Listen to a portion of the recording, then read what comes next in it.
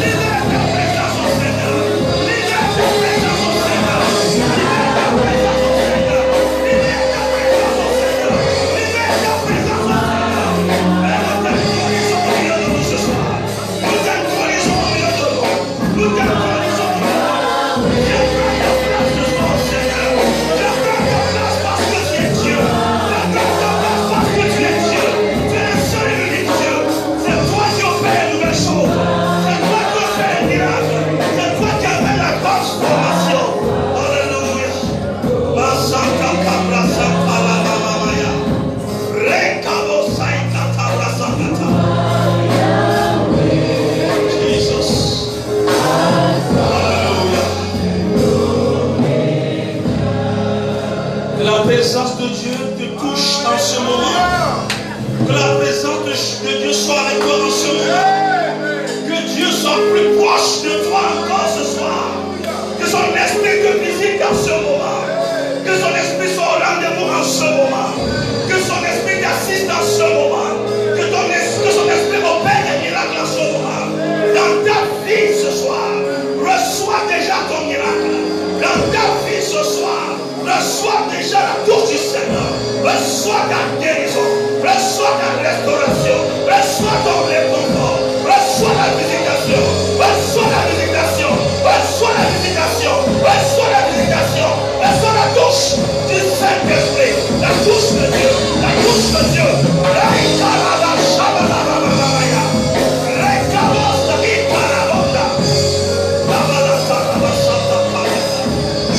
Béni sois-tu, Père. Sois honoré, Seigneur. Alléluia. Est-ce que le peuple de Dieu peut acclamer le Seigneur ce soir? Alléluia. Gloire à Jésus. Soyez dans le Seigneur. Alléluia. Nous bénissons le Seigneur ce soir. Car c'est lui qui a déclaré qu'il fait une chose nouvelle. Si nous sommes d'accord que la parole de Dieu est inspirée et que c'est poussé par l'Esprit que les hommes ont écrit de la part de Dieu, nous croyons qu'au-delà de cette déclaration du prophète Esaïe, c'est Dieu qui a parlé. Et si nous croyons que c'est Dieu qui a parlé, c'est que quand lui dit quelque chose, il accomplit toujours. Peu importe les circonstances, le contexte dans lequel tu te trouves, si c'est Dieu qui l'a dit, il va l'accomplir. Alors ce soir, je m'en vais te dire que Dieu va accomplir une nouvelle chose dans ta vie. Amen. Je dis, il va accomplir une nouvelle chose dans ta vie. Amen. Alléluia. Alors ce soir, nous trouvons notre passage de base dans Ésaïe chapitre 43, du verset 18 au verset 20. Ésaïe 43, verset 18 au verset 20. Nous sommes beaucoup familiarisés de ce passage. La Bible dit là-bas, ne pensez plus aux événements passés et ne considérez plus ce qui est ancien. Voici, je vais faire une chose nouvelle sur le point d'arriver. Ne la connaîtrez-vous pas? Je mettrai un chemin dans le désert et des fleuves dans la solitude. Les bêtes des champs me glorifieront, les chacals et les autruches, parce que j'aurai mis des eaux dans le désert, des fleuves dans la solitude, pour abreuver mon peuple, mon élu. Que Dieu bénisse sa parole. Ce soir, j'aimerais m'appesantir beaucoup plus sur les versets 18 et 19. Ne pensez plus aux événements passés et ne considérez plus ce qui est ancien. Voici, je vais faire une chose nouvelle sur le point d'arriver. Ne la connaîtrez-vous pas? Je vais lire une version courante de ce passage en disant ceci. Ne pensez plus au passé. Ne vous préoccupez plus de ce qui est derrière vous. Car je vais faire du nouveau. On le voit déjà paraître. Vous saurez bien le reconnaître. Oui, dans le désert, je vais ouvrir un chemin dans ces lieux arides. Je vais faire couler des fleuves. Alléluia. Et comme je venais de le dire, c'est une déclaration venant de la bouche de l'Éternel lui-même. Et cette déclaration te concerne toi, parce que nous sommes dans une saison de nouvelles choses. Nous sommes dans une nouvelle ère. Nous sommes dans une saison où Dieu a décidé de faire quelque chose de nouveau. Et il dit certainement qu'il va l'accomplir. Il dit certainement qu'il va le faire. Je pense que c'est une bonne déclaration que nous devons nous approprier et déclarer chaque jour, chaque matin. Parce que la Bible dit, les bontés de l'Éternel ne sont pas à leur terme. Alléluia. Elles se renouvellent chaque matin. Donc nous croyons fermement, quel que soit ce que nous vivons aujourd'hui, quelles que soient nos réalités, nous croyons fermement que Dieu va faire une chose nouvelle. Amen. Vous savez, avec Dieu, c'est toujours le meilleur est à venir. Dis avec moi, le meilleur est à venir. Je dis, avec Dieu, c'est toujours le meilleur est à venir. Nous devons être convaincus dans cette assurance. Alléluia. Mais il me semble ici que Dieu se pose une question. Après avoir fait sa déclaration, il me semble que Dieu est en train de poser une question. Alléluia. Ne le connaîtrez-vous pas? Je ferai une nouvelle chose. Ne le connaîtrez-vous pas? Il me semble que Dieu n'est pas convaincu quant au peuple à qui il fait cette déclaration. Il se demande, est-ce que le peuple à qui je fais cette déclaration est véritablement conscient de ce que je suis sur le point d'accomplir? Il dit, je vais faire une nouvelle chose. Elle pointe son nez déjà. Elle paraît déjà. Mais est-ce que les gens le voient? Est-ce que les gens le reconnaissent? Est-ce que les gens arrivent à reconnaître cette nouvelle chose? Alors je me suis posé la question de savoir, pourquoi est-ce que Dieu peut-il poser cette question? Parce que effectivement le peuple de Dieu, compte tenu de certaines situations, certaines circonstances, n'est pas souvent convaincu quant aux déclarations des promesses de Dieu. Peut-être à cause de ton expérience passée, à cause de ton arrière-plan, à cause de ce que tu as vécu, à cause de je ne sais combien d'années de prières que tu as faites et qui sont restées sans réponse. Alors maintenant, quand Dieu parle encore, il y a une certaine incertitude, il y a un certain doute, il y a une certaine incrédulité. Au point où, quand Dieu commence par faire une nouvelle chose, on ne le voit pas. Alors la question que je me suis posée, c'est que pourquoi est-ce qu'on ne voit pas la nouvelle chose? La certitude que moi j'ai avec Dieu, c'est que Dieu fait toujours une nouvelle chose. Dieu est toujours en mouvement. Quel que soit ce que l'on puisse dire, Dieu est toujours en mouvement. Il y a notre fondateur qui a dit, même la réponse de Dieu, non, est une réponse à ta prière. Donc ce qui est sûr, Dieu répond toujours à nos prières. Dieu dit toujours quelque chose suite à nos prières. Mais est-ce que nous faisons attention à ce que Dieu dit? Est-ce que nous faisons attention à ce que Dieu fait? Si tu ouvres bien tes yeux, tu regardes autour de toi, Dieu est toujours en train de faire quelque chose. Son esprit est toujours en mouvement.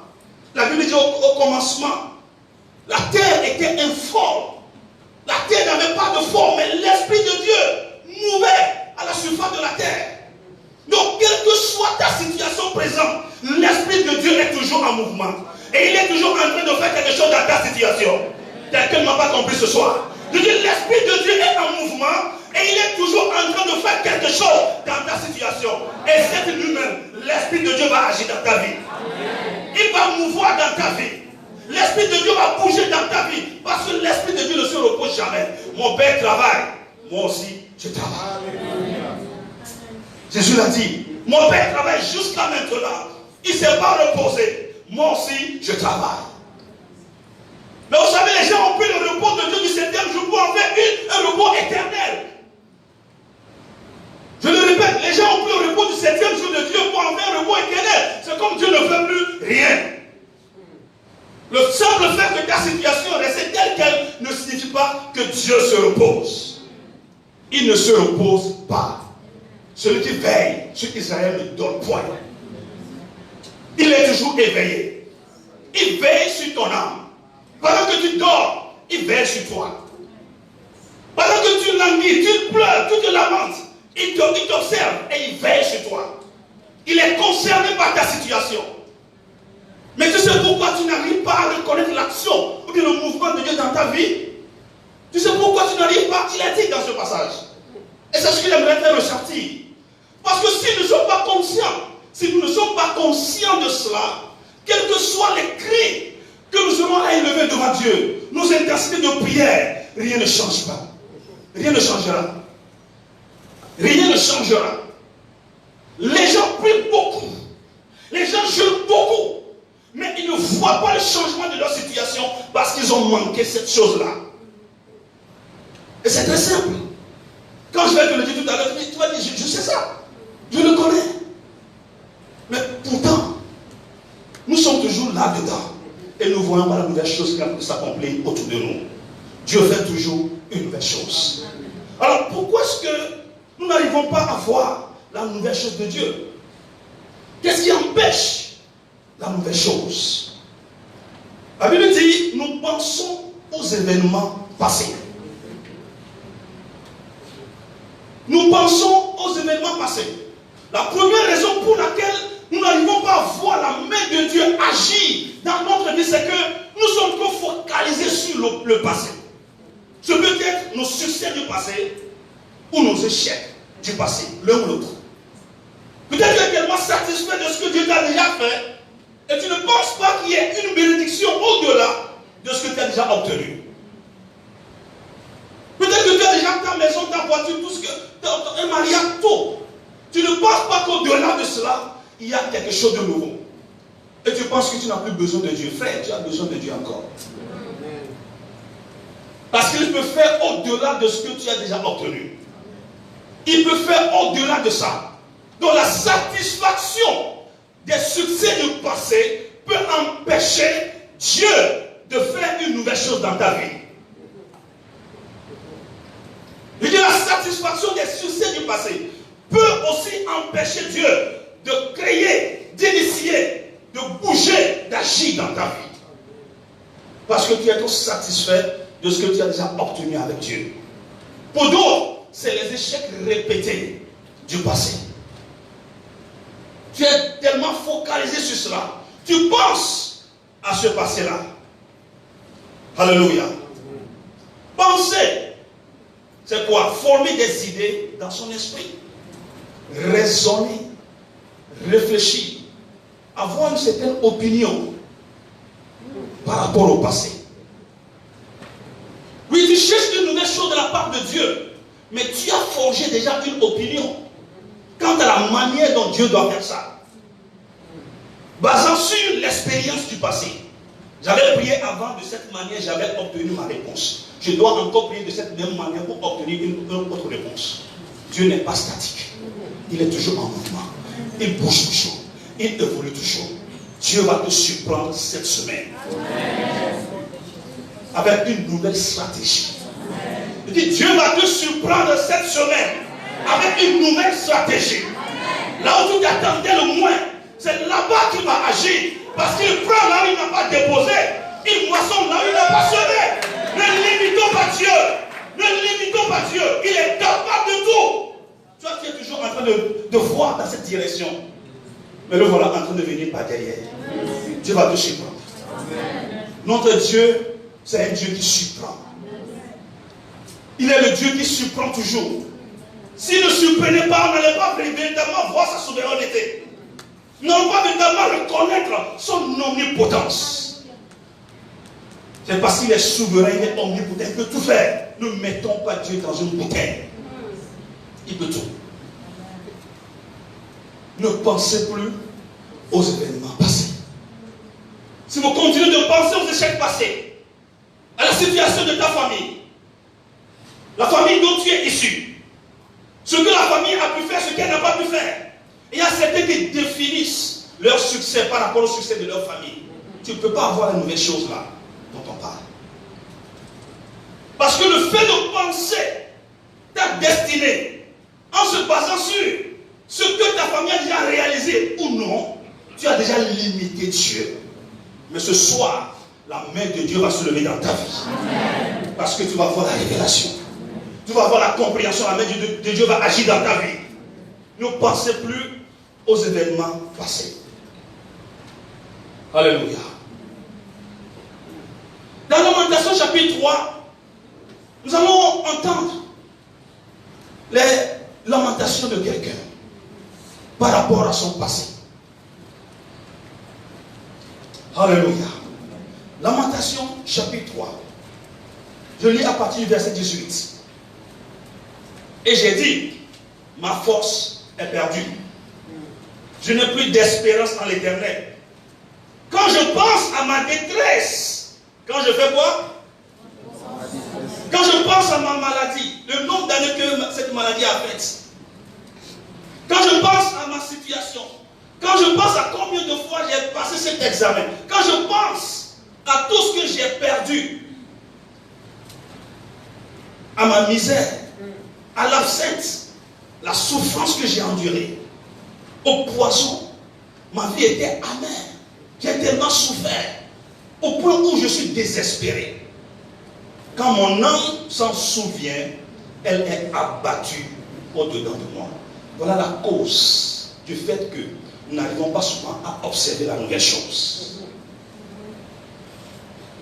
Vous voyez comment il est en train de réciter, de ressasser dans sa pensée ce qu'il a eu à vivre, ce qu'il a eu à expérimenter. Alors, à force de faire repasser ça dans sa pensée, qu'est-ce qui s'est passé? Son âme a été abattue. Et une âme abattue, personne ne peut la relever. Est-ce qu'on est ensemble? Son âme a été abattue. Il a perdu toute espérance en Dieu. Il ne dit pas qu'il n'est plus croyant. Il ne dit pas qu'il n'est plus chrétien. Non, il est. Il va à l'église. Nous sommes en train de lire les lamentations de Jérémie. Un prophète. Est-ce qu'on est ensemble? Il ne dit pas qu'il n'est plus chrétien, mais il a perdu toute espérance. Combien de chrétiens dans la maison de Dieu ont perdu toute leur espérance? Autant on les voit prier. Ils prient sans espérance. Ils prient sans foi. Ils prient sans conviction. Mais ce soir, que le Saint-Esprit réveille ton espérance. Quel que soit l'abattement de ton âme, que le Saint-Esprit la relève au nom de Jésus. Je prie que le Saint-Esprit relève ton âme. Parce qu'une fois que ton âme est abattue, tu ne peux rien voir encore. Et tant que tu ne vois pas, tu n'auras pas. Alléluia. Que tes yeux soient ouverts ce soir. La deuxième chose, la considération des choses anciennes. C'est dans le verset. C'est toujours dans le verset. Ne pensez plus aux événements passés et ne considérez plus ce qui est ancien. Il est allé à un degré un peu plus élevé. Il a dépassé le simple fait de penser. Maintenant, il parle de considérer. Mais c'est pas considérer. C'est regarder attentivement. Examiner avec soin. Alléluia. Regardez attentivement. Examiner avec soin. Quand on parle de penser, peut-être tu penses et puis après tu oublies. Tu penses et puis ça passe. Tu penses et puis ça passe. Mais considérer ici, c'est que non seulement tu penses, mais tu prends le temps de méditer par rapport à tes échecs passés. Au lieu de méditer ton succès, tu médites ton échec.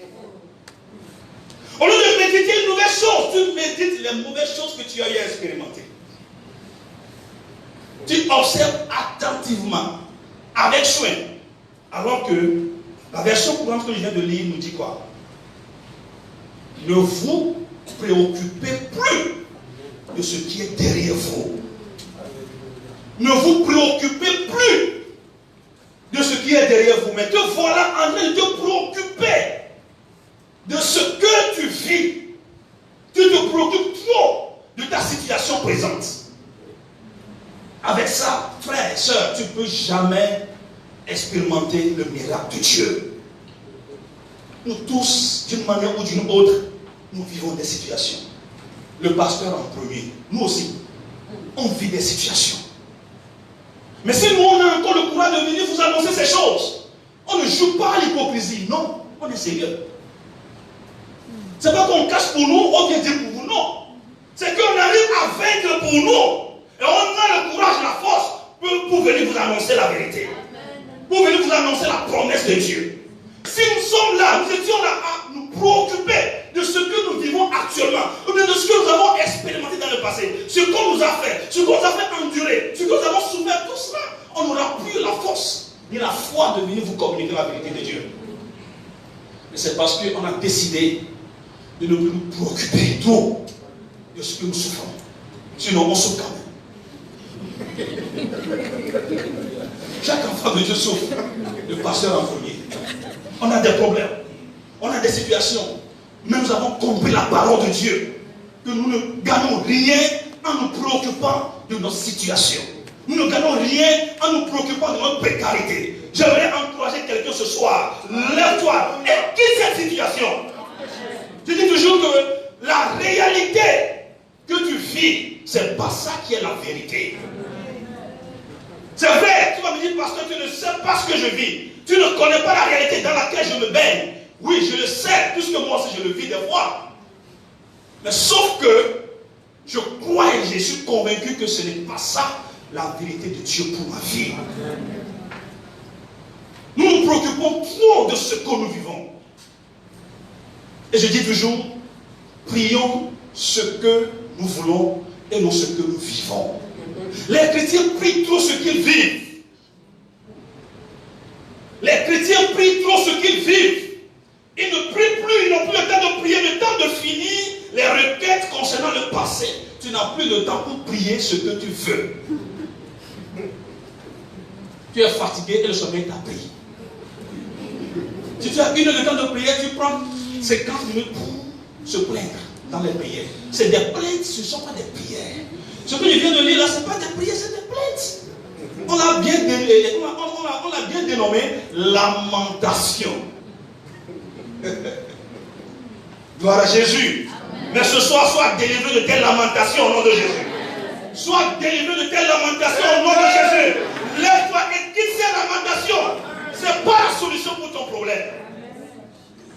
Je suis en train de parler de ce qui nous empêche de connaître les nouvelles choses que Dieu fait. Puisque Dieu a posé la question, vous les connaîtrez pas. Je le fais. Cela paraît déjà, mais mon peuple ne le voit pas. Mon peuple ne voit pas ce que je suis en train de faire. Et tu es aveuglé par tes préoccupations sur le passé. Mais que tes yeux s'ouvrent ce soir. Je dis que tes yeux s'ouvrent ce soir. Que nos yeux s'ouvrent ce soir sur la réalité que le Seigneur est en train de faire. Que nos yeux s'ouvrent ce soir sur les promesses de Dieu pour notre vie. Dieu a beaucoup de promesses pour nous. Focalisons-nous sur ça. Au lieu de nous focaliser sur le passé. Ne vous préoccupez pas de ce qui s'est passé. Alléluia. Ne vous préoccupez pas du passé. Et à force de considérer le passé, à force de considérer les choses anciennes, à force de nous préoccuper des choses anciennes, eh bien cela devient des forteresses dans notre tête. Cela devient des forteresses qui s'érigent dans nos pensées. Et quand ça devient des forteresses qui s'érigent dans nos pensées, quelles que soient les promesses que le pasteur a lancées, ça tape la forteresse, ça revient encore pasteur. Vous savez, c'est comme un ballon qu'on lance contre le mur et puis ça revient. Pourquoi? Parce qu'il y a une forteresse là. La personne a tellement développé ces choses qu'elle ne croit plus à rien. C'est devenu une forteresse. On ne croit plus à rien. On est devenu des incrédules. Mais la forteresse là doit tomber au nom de Jésus. Je proclame la démolition de cette forteresse. La Bible déclare dans 2 Corinthiens chapitre 10, verset 3. Si nous marchons dans la chair, nous ne combattons pas selon la chair. Car les armes avec lesquelles nous combattons ne sont pas charnelles. Mais elles sont puissantes par la vertu de Dieu pour renverser des forteresses. Nous renversons les raisonnements. Vous avez bien entendu, les raisonnements. Les raisonnements vont nous tuer. Mais ce soir, nous sommes délivrés des raisonnements. Ne raisonne pas avec Dieu. Nous ne sommes pas en train de compter le nombre d'années que tu as prié cette prière. Nous ne sommes pas en train de compter le nombre d'années que tu es dans l'église, mais ce que tu cherches, tu ne l'as pas trouvé. Tu es en train de raisonner avec Dieu. Tu es en train de raisonner avec Dieu. Crois seulement. C'est ça la foi. Crois sans comprendre. Ne cherche pas toujours à comprendre, parce qu'on ne peut pas toujours comprendre Dieu. Il y a des choses que tu ne peux pas comprendre. Il y a un homme de Dieu qui a dit, Dieu n'a pas dit de comprendre le livre de l'Apocalypse. Il a dit, heureux ceux qui lisent et ceux qui écoutent. Il n'a pas dit, heureux ceux qui ont compris. Parce qu'il ne peut pas comprendre ces choses. C'est pourquoi, si tu fouilles bien, il y a tellement de théologie sur l'Apocalypse. Tellement. Chacun prend son chemin. Donc toi, si tu vas dedans et puis bon, tu analyses un peu, tu penses ce qui t'intéresse un peu là. Et tu prêches ça.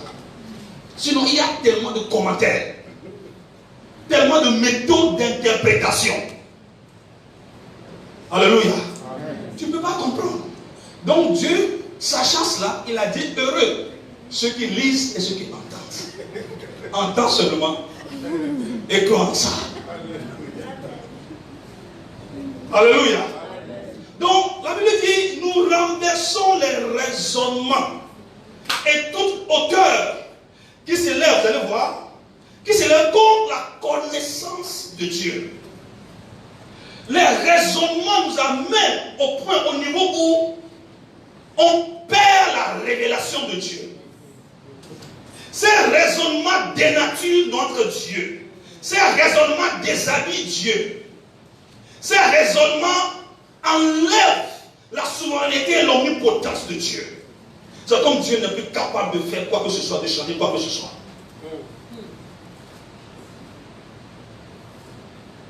Alléluia. La Bible dit cette hauteur qui s'élève contre la connaissance de Dieu. Et nous amenons toute pensée captive à l'obéissance de Christ. C'est ce qui va se passer cette nuit. Nous amenons toute pensée captive à l'obéissance de Dieu. Ta pensée sera captivée par la puissance du Saint-Esprit. Ta pensée sera embrassée par le feu du Saint-Esprit. Et cette forteresse sera démolie au nom de Jésus. Alléluia. C'est des hauteurs, des systèmes de pensée. Et à force de penser ces choses, nous allons croiser des gens qui vont nous aider à nous embrouiller davantage dedans. Ils vont commencer par diminuer notre Dieu, rabaisser notre Dieu, nous décourager par leur logique philosophique et autres. Ils vont commencer par nous raconter des systèmes du monde pour nous amener contre la connaissance de Dieu. Pourquoi? Parce que nous-mêmes, nous avons bâti ça en nous. Alléluia. Je prie que le Saint-Esprit te communique la foi. Je prie que le Saint-Esprit te communique la révélation. Pour que tu puisses véritablement voir la nouvelle chose qui est en train de se passer. Ce qui est sûr, il y a quelque chose de nouveau qui se passe dans ta vie. Tu peux ne pas le voir maintenant, mais ça se passe quand même, frère et soeur. Ça se passe quand même. Et bientôt le monde va voir ta révélation. Alléluia. Alors nous parlons de ne plus considérer les choses anciennes si nous voulons voir la nouvelle chose s'accomplir. Alléluia. Alors, si nous avons bien compris la chose là, comment donc expérimenter cette nouvelle chose que Dieu est en train de faire? Nous prenons le verset de la Bible courante qui dit: car je vais faire du nouveau, on le voit déjà paraître.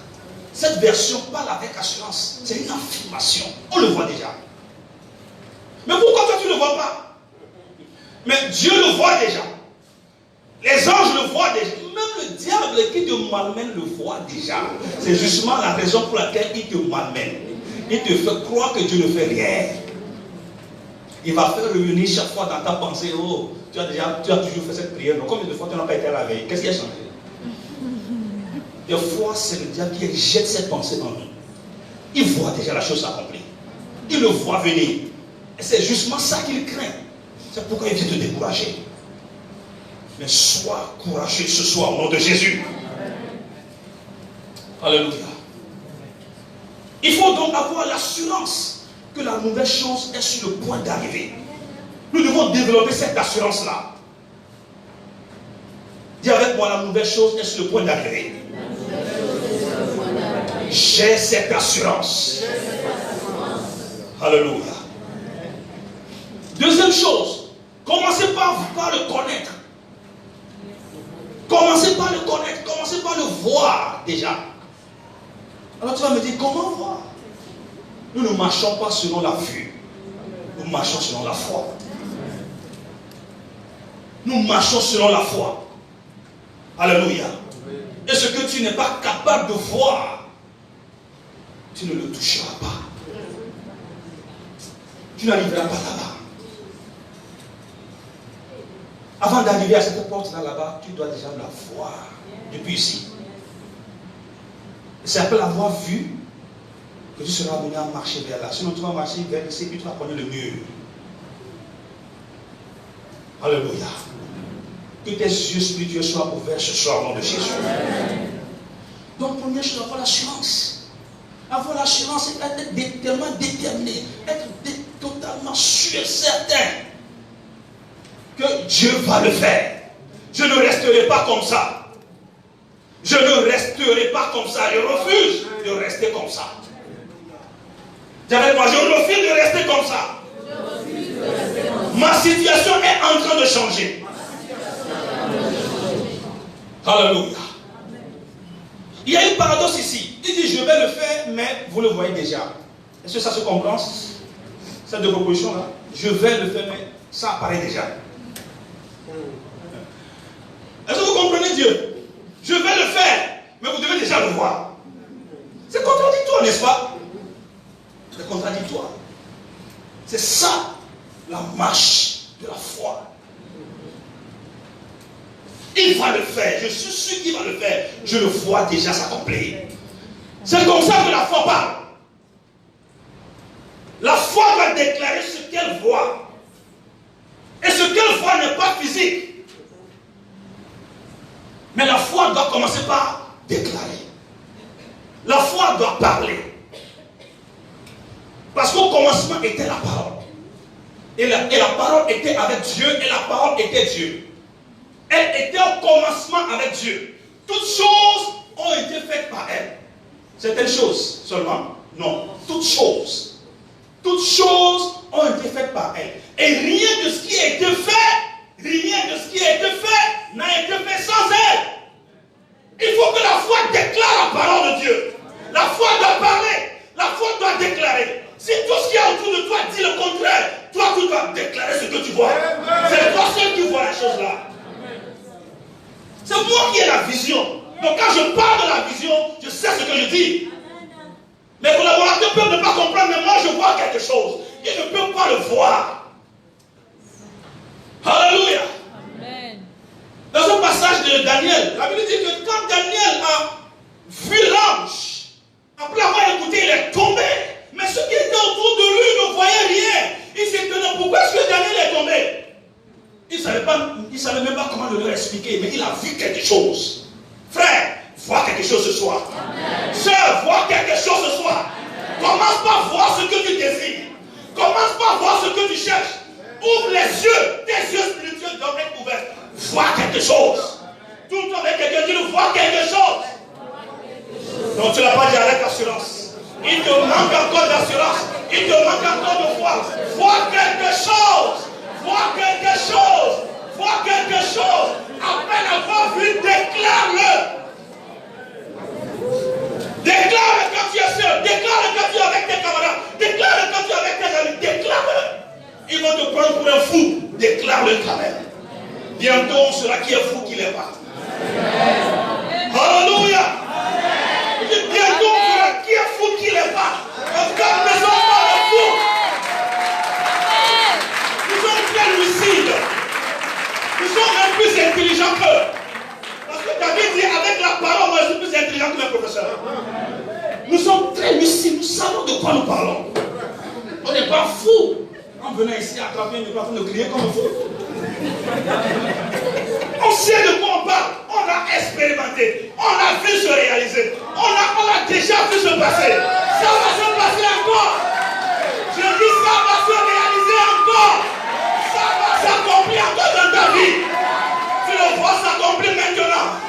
Reçois ta portion ce soir. Je dis reçois ta portion ce soir. Je le déclare sur ta vie. Je le déclare sur ta vie. Je le libère sur ta vie maintenant. Ma Santa Cabra Zakataya. Rekaboriante Lebrosa. Maïka Tabasutaka. Commence par voir quelque chose, mon frère. Commence par voir quelque chose, ma soeur. Si tu arrives à le voir, commence par le déclarer. Parle, je vais te voir parler. Ne parle pas fort, l'autre va entendre. Ne parle pas fort. Parle quand même. Parle, déclare ce que tu veux. Déclare ce que tu cherches. Déclare-le. Déclare-le, c'est la parole. Ça va attirer la réalisation, l'accomplissement. La parole a pris chair et elle a habité parmi nous. C'est la parole de Dieu. Ça va se réaliser. Parle, parle, déclare la parole. Déclare la parole. Dis avec moi, ça marche toujours. Dieu n'a jamais menti. Il ne mentira jamais. Alléluia. Donc il faut le voir. Troisième chose qui ressemble un peu à la deuxième chose. Avoir une image claire et nette de ce que tu espères du Seigneur. Que la chose soit précise. Ils sont en train de parler de comment connaître la nouvelle chose que Dieu est en train de faire. Que la chose soit une image.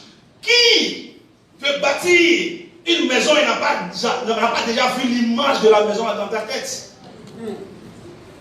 Alléluia. Qui veut bâtir une maison et n'a pas déjà vu la maison dans sa tête?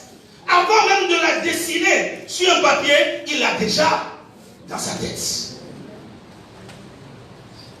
Il faut avoir une image claire. C'est pourquoi Dieu a dit à Abraham, marche. Tu vois ce terrain-là, je vais te le donner. Mais avant que tu ne possèdes ce terrain, marche d'abord. Va vers le nord, va vers le sud, de l'est à l'ouest. Car là où s'arrêtera tes regards, c'est ce que tu vas posséder. Il faut avoir une image claire. Quand Dieu lui-même avait fait la promesse de la terre promise à Israël, il l'a délimité.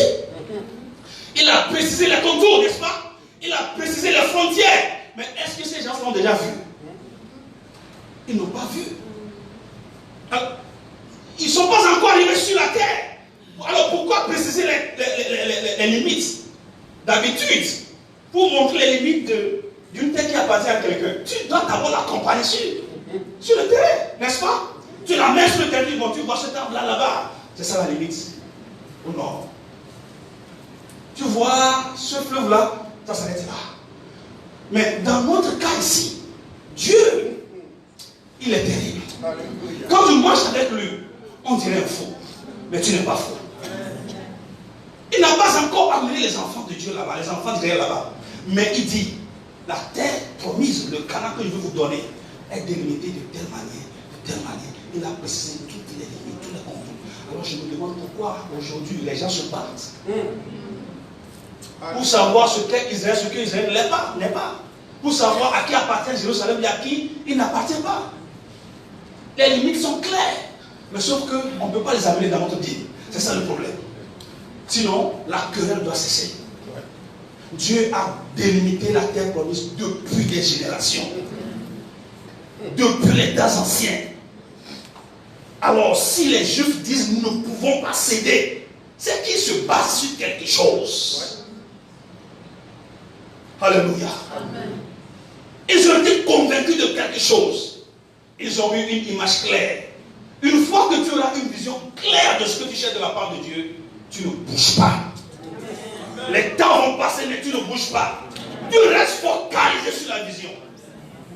Les gens vont te décourager, mais tu ne bouges pas, frère. Tu restes parce que tu as vu quelque chose. De manière très claire. Tu as une image claire de la chose là que tu demandes à Dieu. Donc la troisième chose, c'est d'avoir une image claire. Sinon, tu ne vas pas connaître. Alléluia. Alléluia. Pour terminer, comment accélérer la nouvelle chose? Nous revenons à la lamentation. Le jeune homme s'est répandu, il a compris quelque chose. Nous revenons au même chapitre. Il a compris que les plaintes et les lamentations ne vont rien changer dans sa vie. Il va changer de langage maintenant. Et c'est ce langage-là que je vous invite à changer à partir de cette nuit. Alors, le même chapitre 3, le verset 21. Voici ce que je veux repasser en mon cœur. Ce que j'avais repassé avant, ça n'a rien produit. Maintenant, je veux repasser autre chose. Ce qui me donnera de l'espérance. Alléluia. Alléluia. Il a compris quelque chose. Il a vu quelque chose. Il a reçu quelque chose. Étant convaincu de cette chose maintenant, il va repasser quelque chose d'autre qui va lui donner, non pas le découragement, mais l'espérance. C'est quoi? Verset 22. Les bontés de l'Éternel ne sont pas épuisées. Est-ce qu'un enfant de Dieu peut recevoir cette révélation et chaque jour se lever, déclarer que les bontés de l'Éternel ne sont pas épuisées. Ses compassions ne sont pas à leur terme. Alors, quel que soit le péché que tu as commis, reconnais-le. Répands-toi devant le Seigneur. Abandonne. Il aura compassion de toi. Si c'est ça qui est la cause de ton retard, reconnais-le. Répands-toi. Il aura compassion de toi. Ses compassions ne sont pas épuisées. Il en a tellement plein. Elle se renouvelle chaque matin. Oh, que ta fidélité est grande. Quelle merveilleuse déclaration. Quelle merveilleuse prière. Quel changement de cap, de situation, de compréhension. Alléluia. Il a compris quelque chose. Et je te prie à comprendre cette chose cette nuit. Et je demande au Saint-Esprit de t'accorder cette révélation. Reçois la compréhension là. Reçois la révélation là. Et quand tu as ce genre de révélation, quand tu marches, tes démarches deviennent différentes. Quand tu parles différemment. Tout le monde parle échec, mais toi tu parles succès. Parce que tu as compris quelque chose. Parce que tu as vu quelque chose. Tu marches comme un prince. Tu marches comme une princesse. Parce que la fidélité de Dieu est grande. Dieu est fidèle dans ta vie. Je dis, il est fidèle dans ta vie. Il va accomplir la nouvelle chose dans ta vie. Se basant sur sa fidélité, il va le faire. Il ne t'a pas trompé. Dieu ne t'a pas trompé. Il est fidèle. Que l'homme soit menteur et que Dieu se soit vrai. Il est fidèle. Il va l'accomplir. Ne sois pas désespéré. Ne sois pas découragé. Alléluia. Voici ce que tu dois faire passer, repasser dans ton cœur. Ce qui va te donner de l'espérance. C'est que les bontés de l'Éternel ne sont pas épuisées. Alléluia. Est-ce qu'on est ensemble?